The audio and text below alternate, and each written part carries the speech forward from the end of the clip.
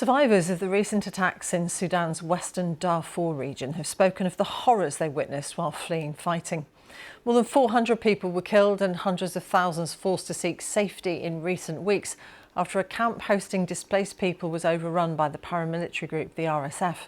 The war between the RSF and the country's army broke out in April 2023, triggering the world's largest humanitarian crisis, and it shows no sign of abating. A warning that some of the testimony in Anne Soy's report includes disturbing descriptions of death. The worrying diagnosis of many children here: severe acute malnutrition. This child's mother, Isra Abdel Nasser Khalil, is however relieved. They made it alive to a place of relative safety. El-Fasher, where they came from, has suffered serious impacts of the Sudan war, which is now in its third year. All hospitals and health centers have been bombed. Children are surviving only by the grace of God. We only prepare porridge, sometimes mixing it with sugar for the children. Afterwards, they suffer from diarrhea. Since we arrived here, his condition has improved. Hundreds of thousands fled to Tawila, a small town to the west, controlled by an armed group that's not affiliated to either parties in the war. Many came from Zamzam, a camp that hosted about 1 million people. It was attacked by the Rapid Support Forces in April.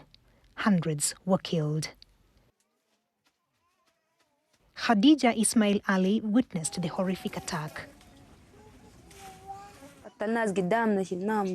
Shelling killed people before our eyes. That's why we went to el-Fasher. I saw 12 people hit by shells in terrible condition. Some were headless, others lost arms, and some had their stomachs ripped open. It was horrific. Her family then fled to el-Fasher city. But there, her father and brothers were killed by yet more shelling. She lost 11 members of her family. Those who survived decided to leave, trekking over 4 days to Tawila. She lost everything, but is safer now in Tawila. The road was terrible. Bodies were scattered all over the streets. We were stopped nearly 30 times on the road by gangs. They took money from everyone, young and old, and 3 of our children died from thirst along the way. The local community share what they have, however little it is. Aid agencies are scrambling to help as many people as they can. The World Food Programme says it has supported over 300,000 people, and more are arriving every day. But funding cuts threaten to thwart their efforts and leave the displaced Sudanese without basics for survival.